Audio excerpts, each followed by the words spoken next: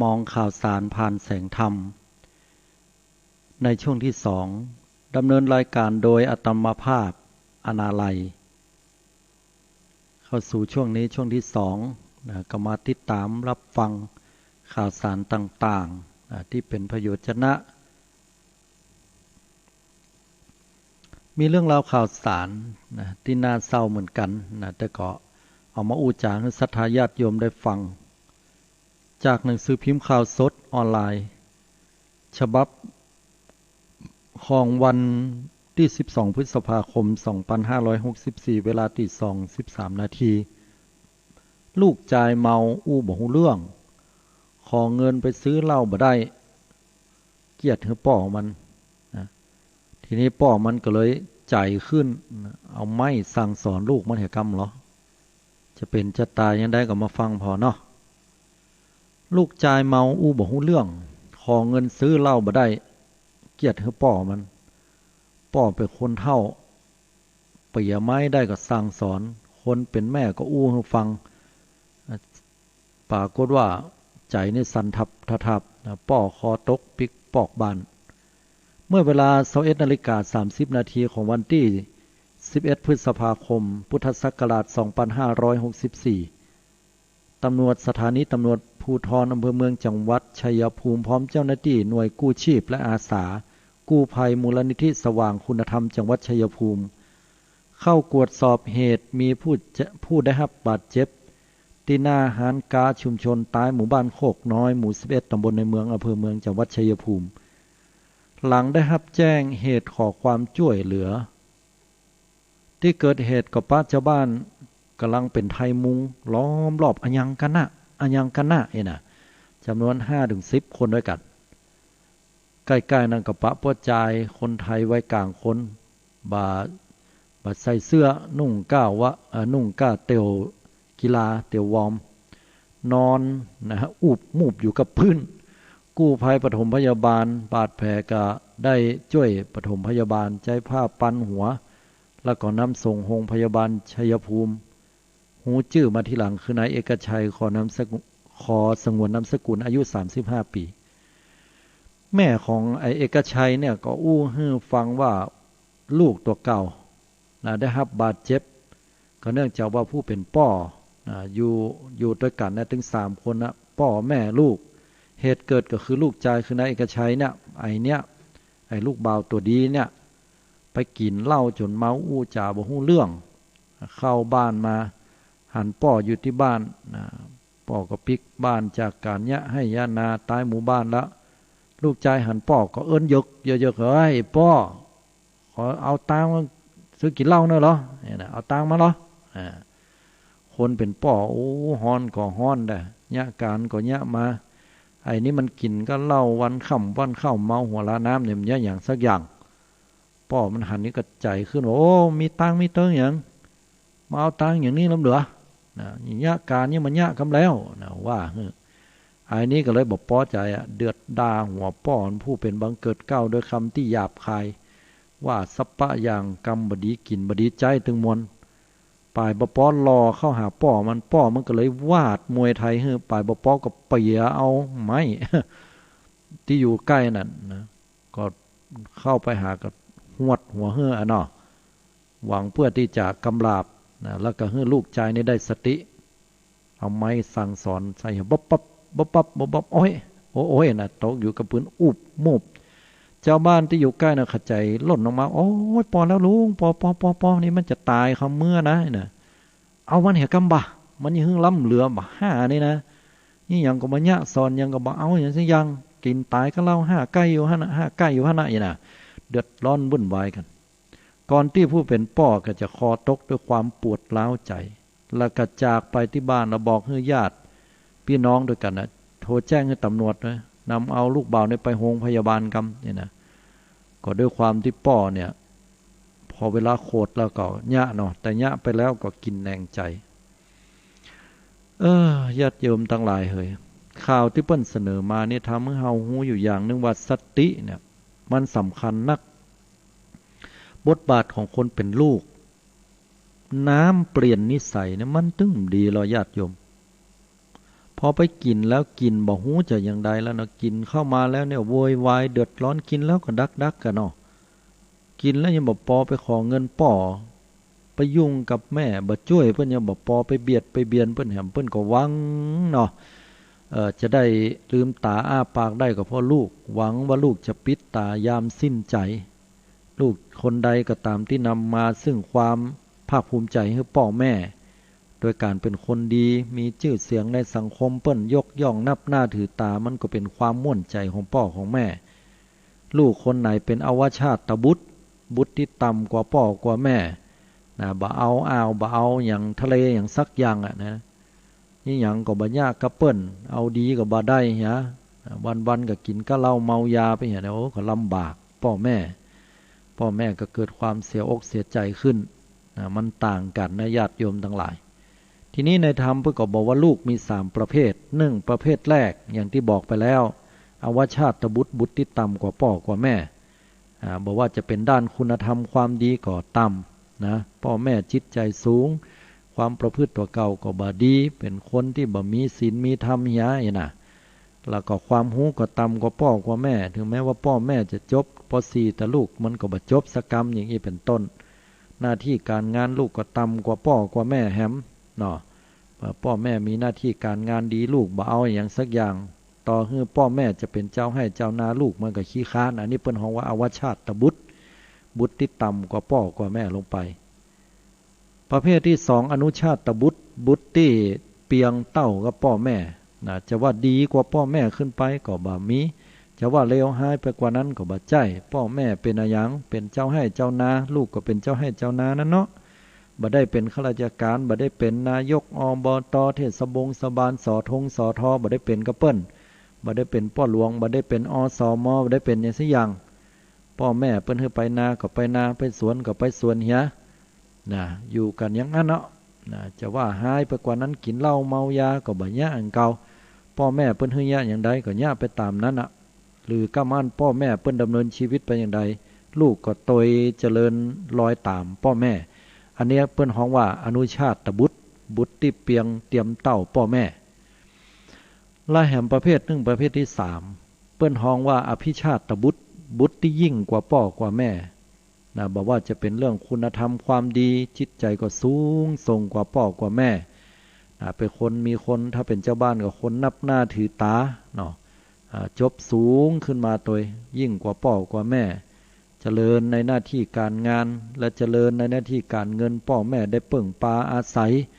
นำมาซึ่งความเจริญนำมาซึ่งความภาคภูมิใจต่อวงตระกูลแล้วก็เป็นบุคคลผู้ที่สังคมยอมรับแหมอีน่ะต่างศีลธรรมก็เป็นคนดีล้ำดีเหลือบ่ไปเบียดไปเบียนไผช่วยเหลือคนจิตสาธารณะชอบกินชอบทานชอบปฏิบัติธรรมอย่างเงี้ยอันเนี้ยเปิ้นล้วนแล้วแต่ฮ้องว่าอภิชาตบุตรที่ยิ่งกว่าพ่อกว่าแม่ฉะนั้น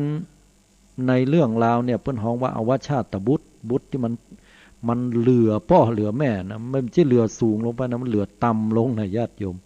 มันก็เลยพ่อมันก็เลยหวดเอาไม้หน้า3หวดมาเนี่ย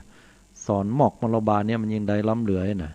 เนี่ยมันเป็นความเจ็บปวดใจของคนที่ป่นพ่อเป็นแม่ญาติโยมฟังอยู่ประเดี๋ยวนี้ก็คงจะฮู้เนาะบ่มีไผที่เป็นพ่อเป็นแม่เคยให้ลูกเต้าตัวเก่าตายก่อนเฮาก็หวังจะให้ลูกให้เต้าเนี่ยได้มาปิดตายามสิ้นใจหวังยามเฒ่ายามแก่ได้พอป้อนข้าวป้อนน้ำดูแลพอกอยเฮาอย่างน้อยที่สุดก็แวะก็เวียนเอาอย่างมาปั่นมาเพื่อนะมาใจป่อใจแม่พ่องสิ้นเดือนมาก็อยู่ไกลก็โทรหากันเข้ามาแอวหาเอาลูกเอาหลานมาแอวหาพ่องเฮาก็ดีใจละอย่างน้อยอีล่ามันอยู่ตัวนี่อยู่ตัวพ่อตัวแม่ละนะบ่อ้ายเก้ามันไปอยู่แหมตี้เองตัว2คนที่2นั่นก็เอาเมียปุ่นไปอยู่แหมจังหวัดมันนะเมินๆไหนมาแต่ก็ยังโทรหาส่งเงินส่งทองมาให้แม่ให้พ่อก็ยังดีญาติโยมเฮาก็หวังอย่างเงี้ยนี่เนาะไผจะอยากให้ลูกให้เต้าตัวเก่าตายก่อนเฮาไปมันเป็นความเจ็บปวดเหมือนกับพ่อลุงคนเนี้ยแม้ว่าลูกบ่ตายแต่ก็ใจขึ้นนะใจตอนนั้นความโกรธมันเข้าครอบงำให้เอาตายให้กำไว้น่ะปักก็บ่ดีช่วยงานก็บ่ช่วยนะ แต่พอได้ยะลงไปแล้วเนี่ยกินแหนงแคลงใจตัวเก่าไม่ได้ยะกูนอกมันยังได้มันก็ลูกตัวเก่านะนั่งก็เชื่อเตอว่าเปิ้นเป็นรักให้ก็แล้วขนาดนั้นนะเพราะว่าการกระทำตัวเก่ามันเจ็บปวดนะเปิ้นว่าได้บุบได้ตีลูกเนี่ยมันเจ็บปวดถึงใจบ่เหมือนลูกเต้าแล้วเวลาเนี่ยอย่างคือพ่อคือแม่มันจะเจ็บปวดใจกันบ้องก่อไอ้คนที่มันเป็นอวชาตบุตรเนี่ยบุตรที่มันต่ำกว่าพ่อกว่าแม่เนี่ยมันคงจะบักกึดนะมูนี่นะแต่คนที่เป็นอภิชาตบุตรหรืออนุชาตบุตรเนี่ยเปิ้นอย่างกระทบกระเทือนต่อพ่อต่อแม่ได้ล่วงล้ำกำเกินแล้วเนี่ยเสียอกเสียใจมาสุมาอภัยกันนะอันนี้มันต่างกันเนาะก็เป็นเรื่องราวที่ได้นำเอาหลักธรรมได้เข้ามาอู้อย่างลงตัวเลยเนาะญาติโยมเนาะได้ความหูตัวแต่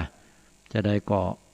เฮาก็พาธนาเนาะใครฮื้อลูกฮื้อเต้าของเฮานี่เป็นคนดีมีหน้ามีตาในสังคมเชิดชูได้เปิ้นอวดลูกอวดเต้าเฮาก็ให้อวดเก่าล่ะเปิ้นอวดลูกอวดเต้าเฮาเนี่ยเฮาเอาลูกเอาเต้าเฮามาอวดบ่ได้เนี่ยมันก็น่าอายเหมือนกันเนาะก็เป็นสิ่งที่เศร้าใจสำหรับคนที่เป็นพ่อเป็นแม่เหมือนกันนะอันนี้ก็เป็นแถมเรื่องราวนึงเนาะฟังศรัทธาญาติโยมทั้งหลายทีนี้มันก็มีหลายเรื่องด้วยกันแต่ว่าเนื่องจากเวลาเนาะอาตมาพอแล้วก็เลยว่าจะผ่านๆไปเป็นบางเรื่องกันแล้วกันเนาะเรื่องเครียดอะว่าโควิดว่าอันป่อบุ๊บลูกหัวมันนะลูกมันสลิดบดีเนาะคำว่าสลิดนะสลิดภาษากำเมืองเขามันจะหายไปละสลิดเนี่ยมันมาจากคำว่าจริตนะจริตในภาษาบาลีแปลว่าความประพฤติที่จริงแล้วคำว่าสลิดหรือว่าจริตเนี่ยมันเป็นกรรมกลางๆญาติโยมบ่ได้เป็นกรรมที่ดีก็บ่ใจให้ก็บ่ใจนะส่วนนักเราจะเอามาใจในกรรมที่มันให้เพราะนั้นเราสลิดที่ก็คือหมายถึงว่าสลิดเรื่องใดเรื่องหนึ่งเนาะแต่ว่าบักเก่าเนี่ยถ้าใจแต่เนี่ยสลิดเนี่ยเป็นใจอยู่2 กรรมยกตัวอย่างในฝ่ายที่บดีก็แน่นอนละมันสลิดบดีนั่นกะนะเปิ้นบ่ฮื้อไปมันก็ไปเปิ้นบ่ฮื้อเอามันก็เอานะอันนี้แสดงว่าสลิดบดีแต่บางคนเปิ้นก็บอกเปิ้นสลิดดีพอแล้วอยู่ดีมีอย่างเปิ้นก็ก้อยยะก้อยแปลงไปบัดเดียวเปิ้นเป็นดีมีห้างแล้วเนี่ยเปิ้นบ่ใช่คนสโลกกกะอย่างนั้นอย่างนี้บ่ได้กึดหน้ากึดหลังสลิดเปิ้นดีอันนี้ก็แสดงว่าใจเป็นกรรมกลางๆนะมันมาจากภาษาบาลีคือจริตแปลว่าความประพฤตินะอย่างเช่นคำว่าสุจริตแปลว่าประพฤติดีแต่ถ้าทุจริตแปลว่าประพฤติชั่วอย่างนี้เป็นต้นเนาะอันนี้เป็นศัพท์ภาษาบาลีนะที่เฮามาใช้ในกรรมเมืองและเพี้ยนออกกรรมออกไปหน่อยเนาะแล้วก็บ่มีใจละสมัยบัดเดี๋ยวนี้ยากละถ้าบ่ใช่คนเฒ่านะหรือว่าคนหนุ่มๆเนี่ยรุ่นอาตมาต่ำลงไปแล้วเนี่ยก็แทบจะได้ยินกันน้อยละแทบจะบ่ได้ยินยิ่งเป็นละอ่อนรุ่นลูกรุ่นหลานหมู่เฮาแห่งแล้วเนี่ยบ่ต้องถามถึงละคงจะยากละนะคงจะบ่ได้ยินกันบ่ใจกันละแต่เฮาก็ควรอนุรักษ์รักษาไว้เนาะมาฟังข่าวจากหนังสือพิมพ์ข่าวสดออนไลน์กันแล้วกันนะข่าวสดออนไลน์ของฉบับ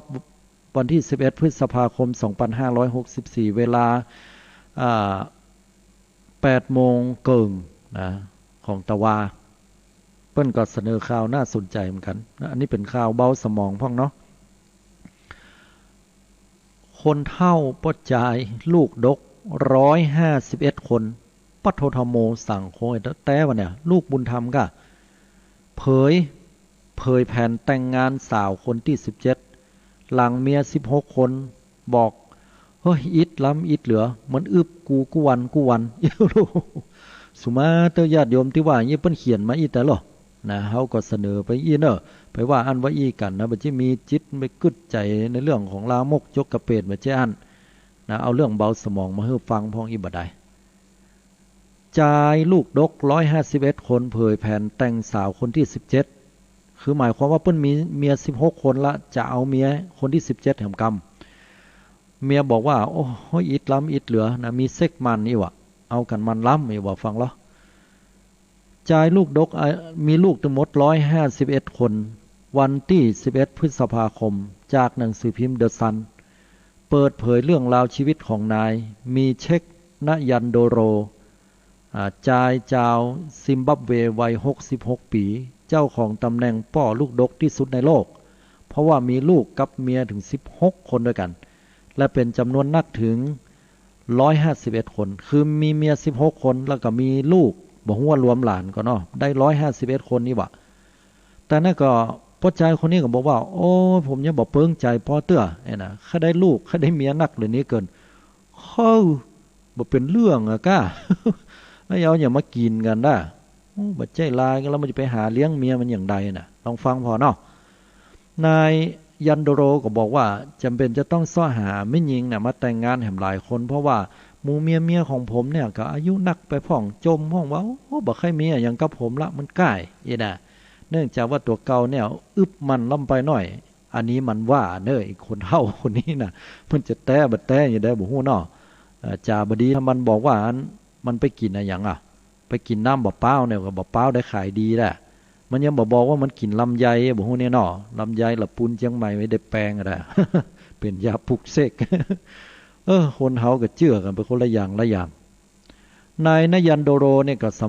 สัมภาษณ์บอกว่าตัวเก่าเนี่ยวางแผนแล้วก็ทำตารางไว้ตัวว่าคืนนี้เขาจะต้องไปนอนกับเมียคนเนี้ย1 2 3 4แหมคืนนึงก็คนที่5 6 7 8อีน่ะวันหนึ่ง4 คนเนี่ยตารางไว้เลยแล้วก็จะมีกิจกรรมที่เนี่ยให้เมียเกิดความพึงพอใจแล้วก่อนจะออกจากห้องนั้นแล้วก็จากนั้นแล้วตัวเก่าก็บ่มีงานอย่างอื่นมีอย่างเดียวก็คือมีหน้าที่ในการอึบอย่างเดียวผลิตลูกออกมาเอาแล้วทีนี้เอาอย่างมากินมันก็บอกว่าอ๋อเป็นหน้าที่ของแม่บ้านเมียทั้งหลายเนี่ยไปออกไปแสวงหากินแล้วเขาทั้งหลายเนี่ยก็จะต้องมาย่าอาหารให้ผมตัวถ้าถามว่าย่าอาหารให้เนี่ยมันก็ต้องมีหลายคนนะเป็น16 คนกับ16อย่างแกก็บอกว่าเขาตกลงกันไว้แล้วครับนะตกลงว่าใดตกลงกันบอกว่าเมียคนไหนที่ทำอาหารอร่อยที่สุดเนี่ยผมจะกินของคนนั้นมันจะมีอยู่ประมาณ2-3 คนแต่ถ้าคนอื่นผมจิ้มพอแล้วมันล้ำเนี่ยผมก็จะโจ่งคักลากนะแล้วก็เอาปิ๊กคืนไปถ้าปิ๊กคืนไปแล้วห้ามโคดนะก็เป็นที่มาของว่าไม่ยิงคนไหนเอาปิ๊กไปบ่ต้องน้อยใจแสดงว่าฝีมือบ่เข้าขั้นอีลูกแล้วปิ๊กไปจะต้องไปปรับปรุงฝีมือตัวเก่าแล้วก็เอานำเสนอใหม่ถ้าได้กินแสดงว่าผ่านนี่นะโอ้อีก็เป็นมีว่าคนเฮาแล้วมันมีดีอย่างได้ไม่ยิงเดี๋ยวได้ไปอยู่ตัวถึง16 คนลูกมีเป็น100 ปลายก็บอกว่าตัวเก่านั้นถึงแม้ว่าจะมีเมียถึง16 คนก็ตามแต่ก็วางโครงการไว้แล้วว่าฤดูหนาวปีหน้านี้จะแต่งกับเมียคนที่17ต่อนายนยันโดโรย้ำถึงความตั้งใจว่าแค่แต่งงานแค่มีเมียให้ได้นักกว่า100 คนแล้วก็ตั้งเป้าว่าจะมีลูกนักถึง1,000 คนมันจิลายแล้วบ่เอาตัวแต่การมีลูกนักนั่นตัวเก่าขึ้นว่าบัจเจภาระอย่างเพราะว่าครอบครัวใหญ่เนี่ยมีประโยชน์ทุกคนก็จะช่วยกันเนี่ยว่าหากินไว้เนี่ยอยู่ด้วยกันไปด้วยความเข้าใจมีกฎมีระเบียบด้วยกันอยู่มีลูกก็มีหลานตัวปลายบ่ปอคนที่เป็นไปก็เป็นลูกเขยเนี่ยเขาก็เอาใจผมล้ำเอาเงินเอาทองมาฮื้อว่าอย่างอี้คนเฮานี่มันไปทำบุญอย่างละมาล้ำเหลือได้เมียนักเป็นบ่ฮู้กี่คนไอ้คนบางคนเขาได้เมียก็บ่ได้นะเด็ดพ่อจ่ายบางคนเขาได้เมียแต่เขาได้เมียว่าสตางค์บ่เปิงบ่ปอนะไปขออันพ่อจ่ายคนนี้มาเห็นสักคนนี่ถ้าจะได้อยู่ได้เป็นเรื่องที่แปลกนะแต่ก็เกิดขึ้นแล้วแต่นะฮะเพราะว่าเดอะซันหนังสือพิมพ์นี้เป็นหนังสือพิมพ์ของต่างประเทศที่เปิ้นยืนยันมาแล้วว่ามีเมียถึง16 คนแล้วก็มีลูกน่าจะบวกกับหลานตัวนะลูก100 ปลายนะคงจะยังบัดใจเตือนเนาะมีลูกหลานถึง151 คนอาตมาเนี่ยว่ามันเปิ้นอู้ถึงคนเนี้ยนะอีลุงคนเนี้ยไปผลิตลูกออกมามันอยู่ด้วยกันแล้วมันบ่เคี้ยวหัวกันพ้องไกเนาะเฮาเนี่ยนะอยู่กันบ่กี่คนเนาะมันยังพิษหัวกันเนี่ยการออกมาด้วยกันนะอันนี้คนละแม่มีเป็นหูกี่คนบ่เนี่ยเช่นใดมันบ่พิษหัวกันพ้องไกเนาะแปลกใจเหมือนกันเลยแสดงว่ามันเน็ตอะละเนาะอยู่ด้วยกันได้ไปขนาดนี้สุดยอดยกไปหาคนนึงเนาะ อันนี้เป็นเรื่องเบาสมองญาติโยมแล้วถามว่าอย่างคือธรรมะโยมเนาะธรรมะก็คือว่าอีลุงเนี่ยถ้าอู้ถึงในเรื่องของตัณหาเพื่อนเขาว่ากามตัณหาความอยากในเรื่องกามารมณ์นี่นักอันนี้เขาบอกว่าเพื่อนแบบอันนั้นมันเป็นความจริงนะก็ผลิตคนออกมาให้นักลูกหลานออกมาหลายๆแต่การผลิตออกมาหลายๆเพื่อนอบอุ่นใจเพื่อก็ทำได้เป็นสิทธิส่วนบุคคลแต่ว่าถ้าอู้ถึงการเกิดแล้วในธรรมวินัยในเรื่องของธรรมะในเปิ้นฮ้องว่ามันเป็นทุกข์เนาะทุกข์ในการจะต้องดูแลพอก้อยทุกข์ในการจะต้องเฝ้าระมัดระวังเรื่องความปลอดภัยนี่ถ้าไผ่ในกลุ่มนี้เป็นโควิดคนนี่ถ้าอย่าเป็นถึงหมู่นะ นะแล้วก็อีกอย่างหนึ่งก็คือว่าหมู่เนี้ยที่เขามาแต่งงานด้วยกันเป็นลูกเป็นเล่าเป็นเต้าเป็นหลานเป็นเมียกันแล้วแต่เนาะอันนี้มีวิบากร่วมกันมาอดีตชาติก็คงจะเคยอธิษฐานมาด้วยกันนะว่าขอให้ได้ไปเกิดเป็นเมียให้ได้ไปเกิดอยู่ร่วมกันนะด้วยความอยู่ด้วยกันแล้วก็ร่วมชาติด้วยกันก็อาจจะเป็นไปได้เข้าทำนองว่าทำบุญร่วมชาติตักบาตรร่วมขันพอใจคนนี้อีลุงคนนี้อาจจะสละชีวิตอาจจะสละอย่างสักอย่างหนึ่งจนทำให้หมู่ไม่ยิงถึง16-17คนเนี่ยเกิดความ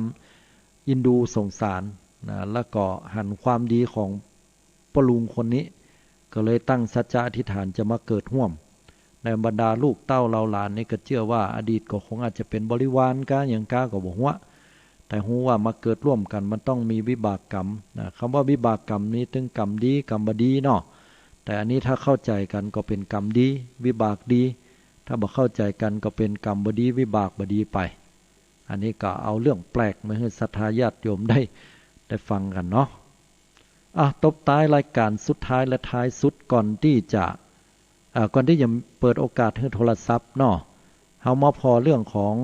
ดินฟ้าอากาศกันพ่องเนาะจากหนังสือพิมพ์คมชัดเลิกของวันพุธที่12พฤษภาคม2564เวลา3ขออภัยวันไหนเนี่ยแม่นละเวลาบ่าย3:46นาทีของวันนี้เนาะพาดหัวข่าวบอกว่ากรมอุตุประกาศตั้งแต่วันที่15พฤษภาคมเริ่มต้นฤดูฝนของไทยแล้ววันนี้12 13 14 15 3วันญาติโยมก็จะเข้าสู่ฤดูฝนเนอะบัดเดี๋ยวนี้ยังเป็นฤดูร้อนวันนี้นี่ร้อนแตะร้อนว่าเป็นภาษาชาวบ้านคือร้อนใบร้อนเหงานั่นน่ะอย่างเพิ่นว่านะกรมอุตุนิยมวิทยาออกประกาศเริ่มต้นฤดูฝนของไทยตั้งแต่วันที่15พฤษภาคม2564คาดว่าปีนี้จะมีปริมาณน้ำฝนนักกว่าปีที่แล้วและก็มีค่าเฉลี่ยปกติร้อยละ 5-10อาตมาคิดว่าดีเนาะเพราะว่าฤดูหนาวที่ผ่านมานี่มันก็หนาวแต่หนาวยาวหนาวมอกพอดีของมันอะพอถึงฤดูร้อนก็ร้อนแบบยะมันก็เป็นธรรมดาเนาะ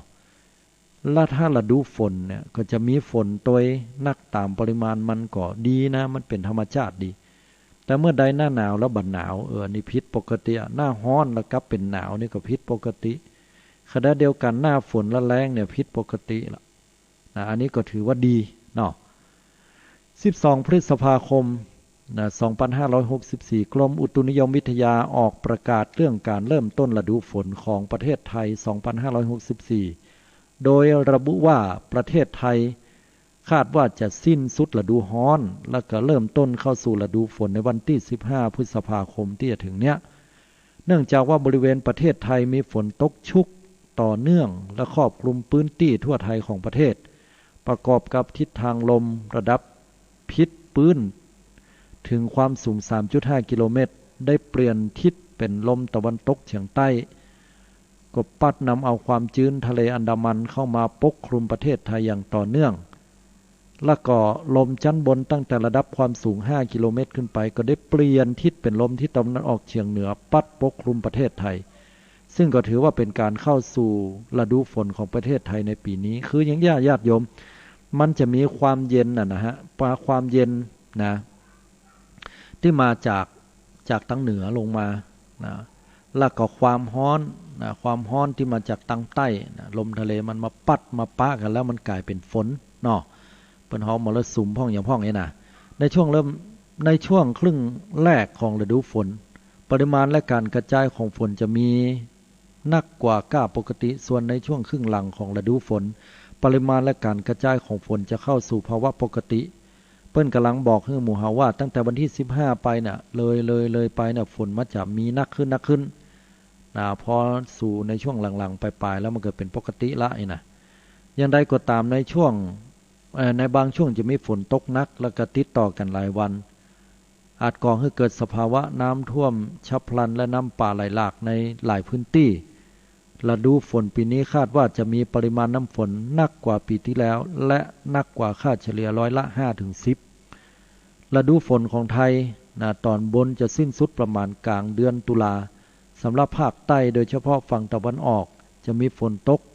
ต่อไปถึงกลางเดือนมกราคมอันนี้ก็เป็น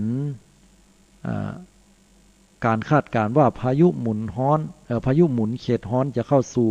ไทยจำนวนอยู่ราวๆสัก 2-3 ลูกอันนี้เปิ้นคาดการณ์แล้วก็มีโอกาสสูงที่จะเคลื่อนย้ายผ่านบริเวณภาคตะวันออกเฉียงเหนือทางอีสานแล้วก็ภาคเหนือ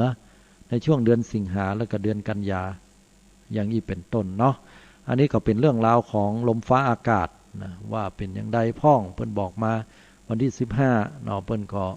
ถือว่าจะเข้าสู่หน้าฝนแล้วเนาะเปิ้นว่าอย่างนี้นะวันที่15ที่ถึงนี่เนาะ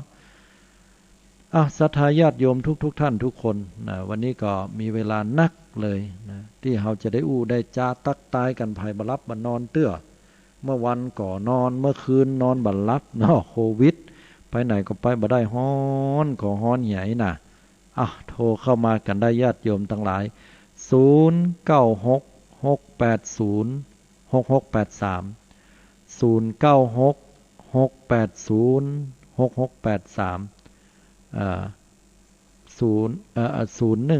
0193ขอเจริญปรโยม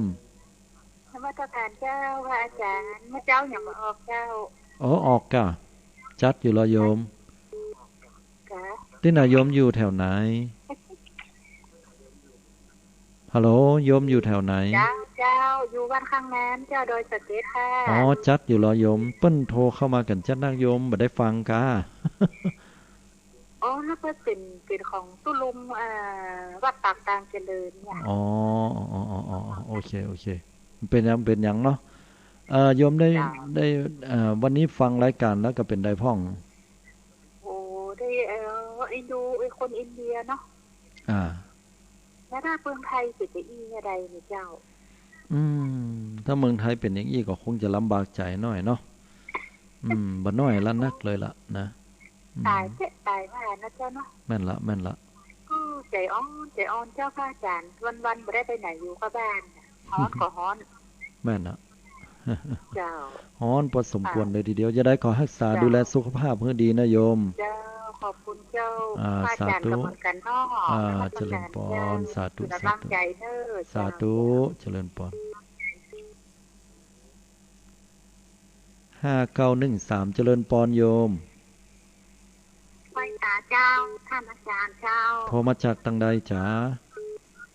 ยายแดงดอกตะล่อมที่โทรแต่เจ้าดอกตะล่อมกะดอกตะล่อมบานไม่รู้โรย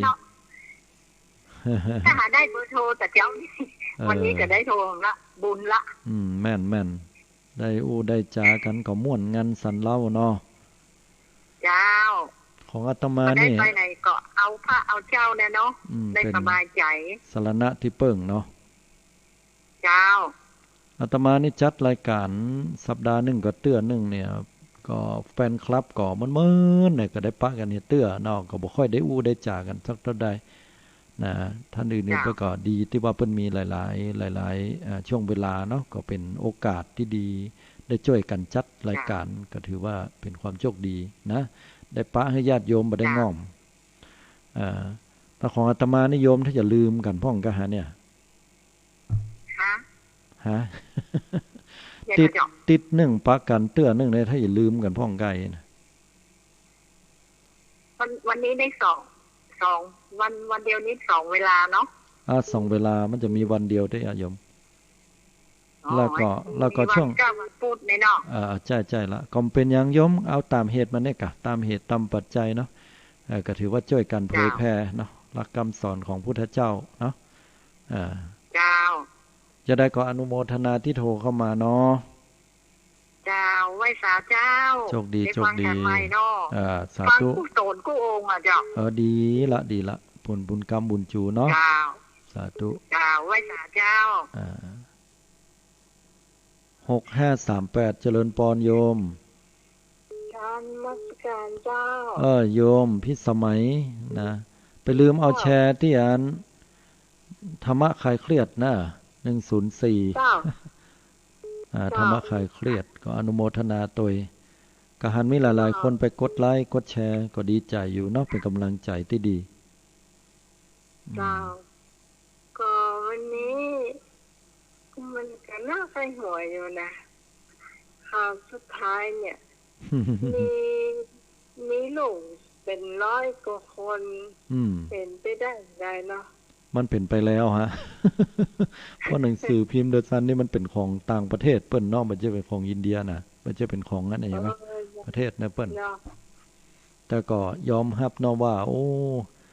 อยู่กันได้อย่างใดแต่แปลกเหมือนมันแบบพิษหัวกันว่องไกลน่ะนั่นเนาะ2 บ้านนี่ยิ่งต่างอย่างน่ะแตกแม่นละเขามาคิดพอยมว่าอันสุมาเตอร์เป็นบางคนหน่อยอย่างเปิ้นเจ้าชู้หน่อยโอ้ง่ายเนาะเปิ้นมันแต่งงานแล้วเปิ้นไปลักมีไปมีกิ๊กเนี่ยเดือดร้อนวุ่นวายก็ไม่จะตายได้อันนี้อยู่กันได้ถึง16 คนเนี่ยโอ้เน็ตอะละนะเน็ตอะละนะอยู่กันได้บ้านเนี่ยเด็กจองพิโถกันเบิ่มเบ้อพอจะบ้านปีนมันจะได้ก็เนาะอากาศร้อนก็ดูแลสุขภาพให้ดีๆตัวนะโยมทุกๆคนด้วยอนุโมทนาขอบคุณแต่ที่โทรมาเนี่ยยังเจ้าขอความคิดเห็นเรื่องไวรัสของที่อินเดียเจ้าอันนี้รุนแรงเนอะพระอาจารย์เนอะแม่นทุกคนต้องดูแลเตือนหมู่เฮาตัวถ้าเข้ามาเมืองไทยนี่ต้องระวังให้ดีเพราะว่ามันแพงกว่าที่มาจากประเทศอังกฤษ15 เท่าตัวเลยโอ้นั่นเนาะเหนื่อยเหมือนกันเนาะแต่จะได้ก็ตั้งสติให้ดีๆกันแล้วกันเนาะนี่ต้องการระวังให้ดีๆแล้วก็มันต้องออกไปข้างนอกเจ้าแม่นขอบคุณที่ได้ติดตามข่าวสารได้มาอู้มาจากันเนาะอนุโมทนาขอบคุณเจ้านักนายมเนอะสาธุขอบคุณมาก9948เจริญปรโยมกราบไหว้สาค่ะอาจารย์ค่ะคุณยองมาแล้วพี่น้องคณะศรัทธาป่าเสาอุโมงค์จ้าพอฟังข่าวสารน่ะติดตามข่าวสารเนาะเจ้าโควิดเนี่ยเป็นข่าวดังเลยละเจ้ายอดฮิตเจ้ามันเป็นเรื่องตีขายอย่างได้ก็ได้ขายโควิดเนี่ยนะข่าวนี่นะหนังสือพิมพ์กาสื่อกันเนี่ยเขาต้องติดตามเนาะมันเป็นเรื่องไก่โตยะจ้านั่นแหละอาจารย์อย่างเว้นน้ำคงคาเนี่ยนะเนี่ยเป็นกล้าอย่างก็อันนี้บุญจ้ะแต่โยมว่าเดี๋ยวนี้น่าจะอาบได้จะลงอาบนะเพราะว่าเขาเป็นหนักลงไปโอ้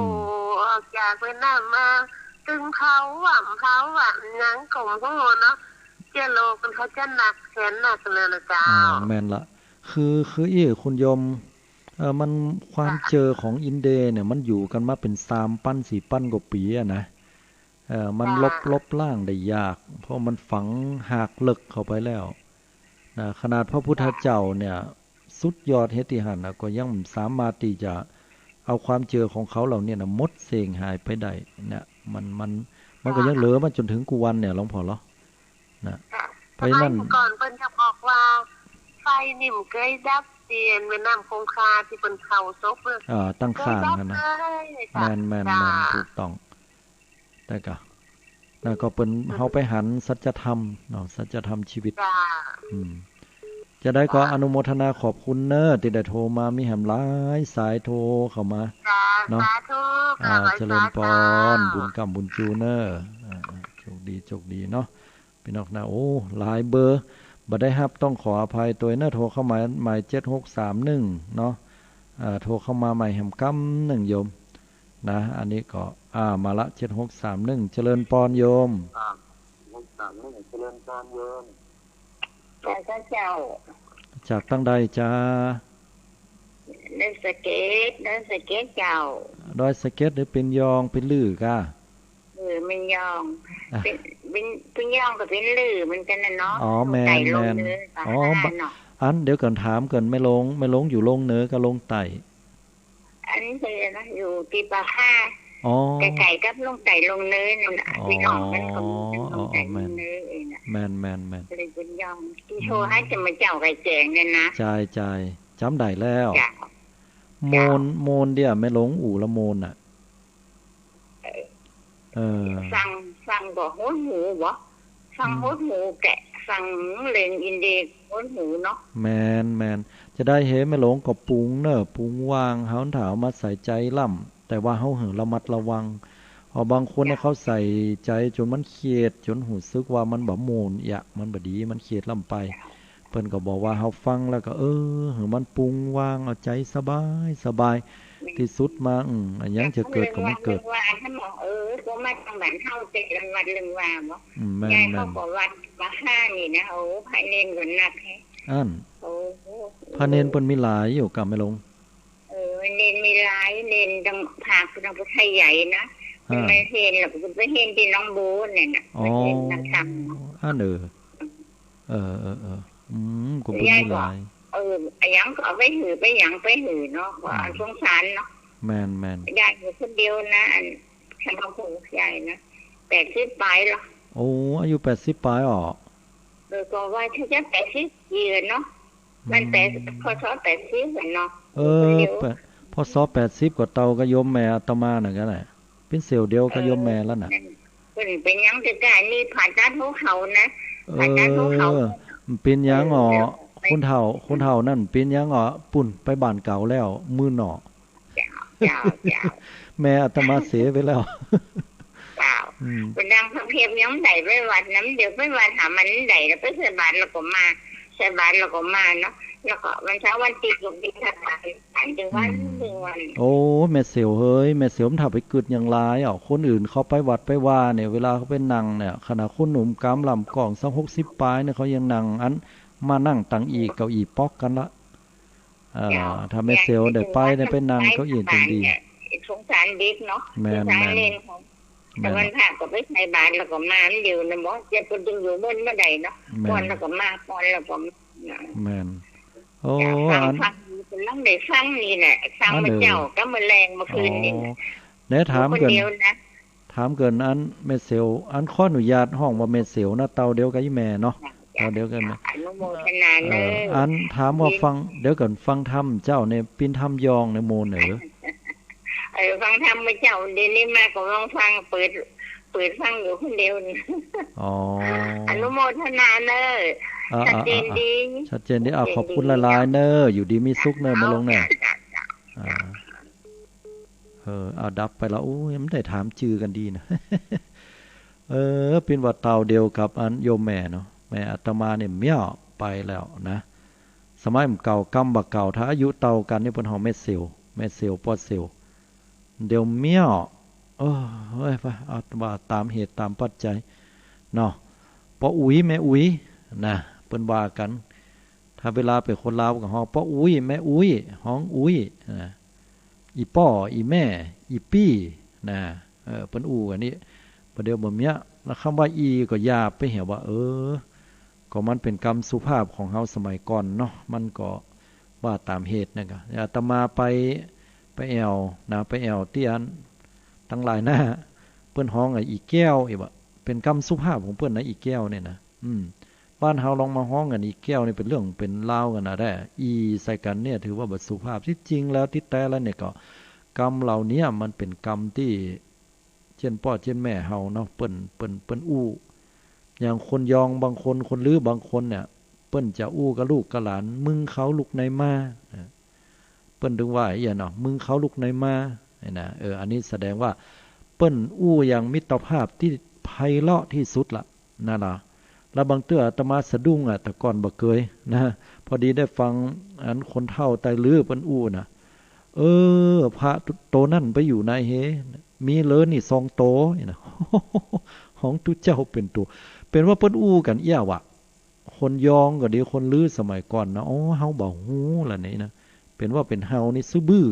บ่ได้ศึกษาวัฒนธรรมประเพณีเก่าๆเฮาก็ยังรักกึดเกียดว่าเพิ่นฮ้องเฮาเป็นตัวเป็นแมงอย่างไหนบ่ใจเป็นว่าเพิ่นฮ้องด้วยความเคารพ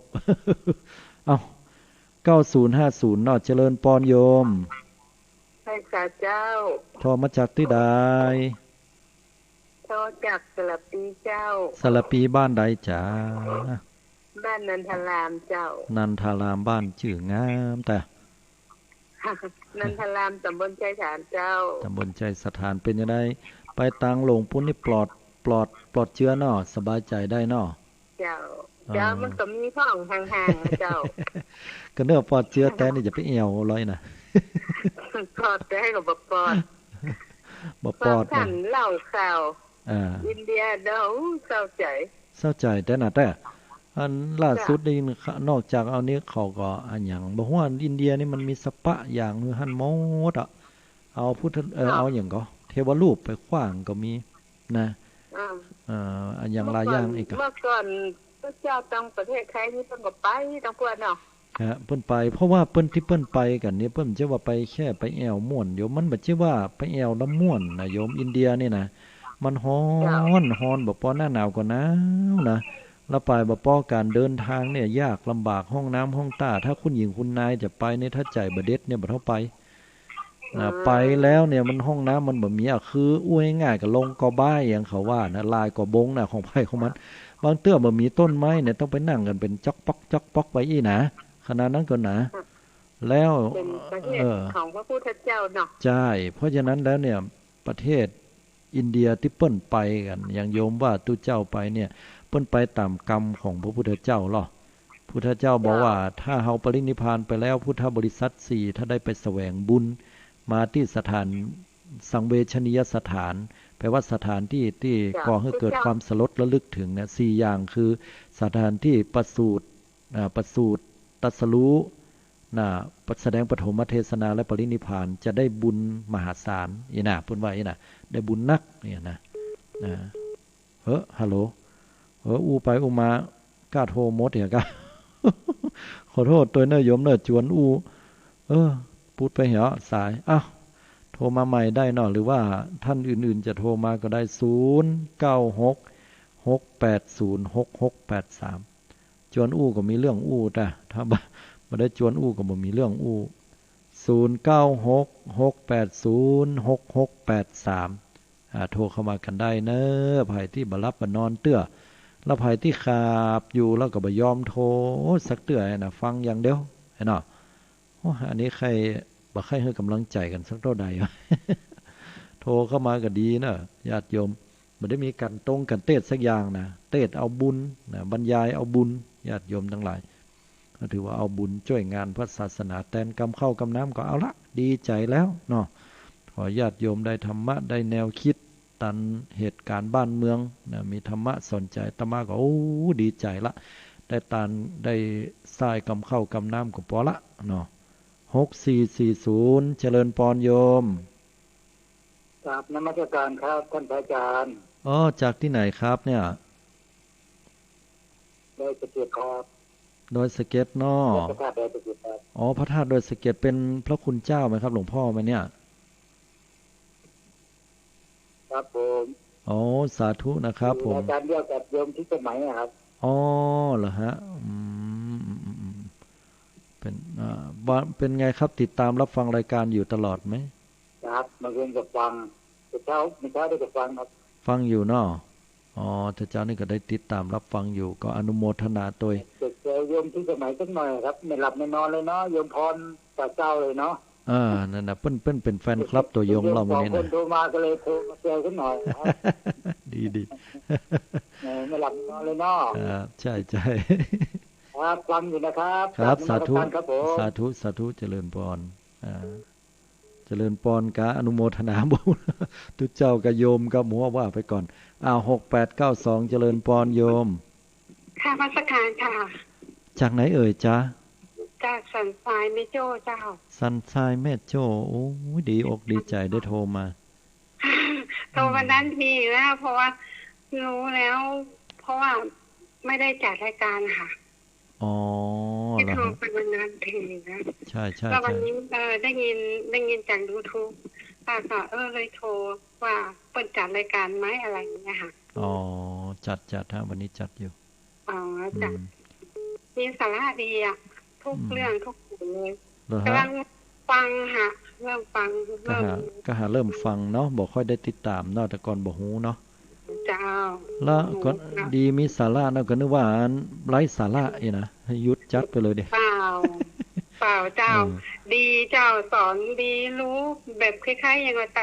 ตักเตือนที่คนที่เขายังไม่รู้อะไรอย่างเงี้ยถ้าอย่างใดก็บอกต่อๆกันไปได้ฟังเนาะเป็นการเจ้าเดี๋ยวจะบอกเพื่อนๆก็ได้ที่ทำงานค่ะสาธุตัวอนุโมทนาบุญนะโยมนะ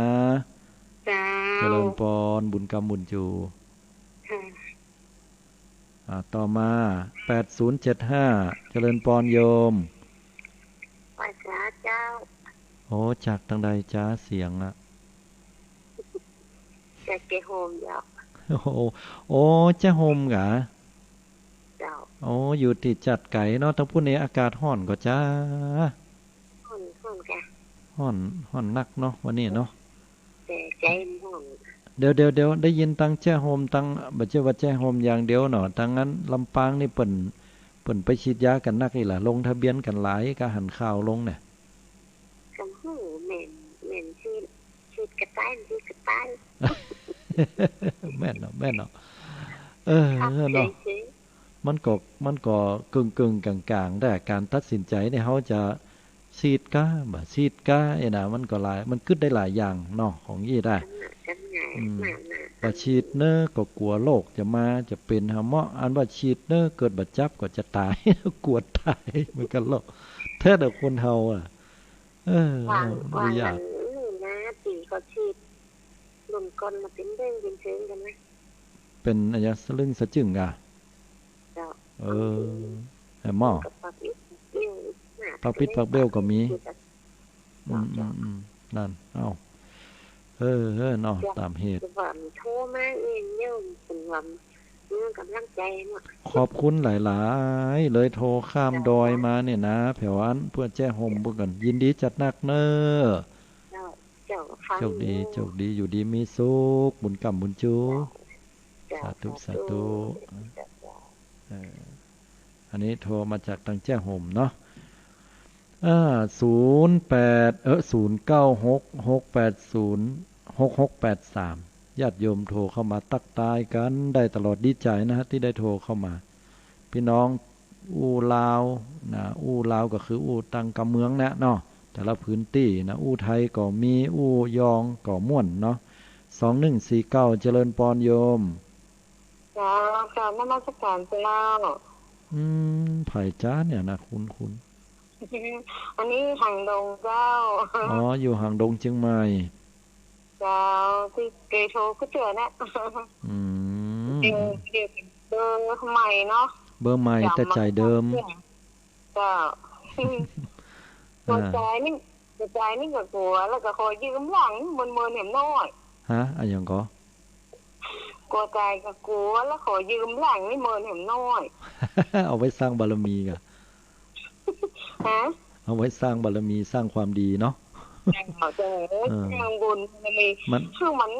ยังเอาเห็นหน่อยแม่เนาะถ้าเฮ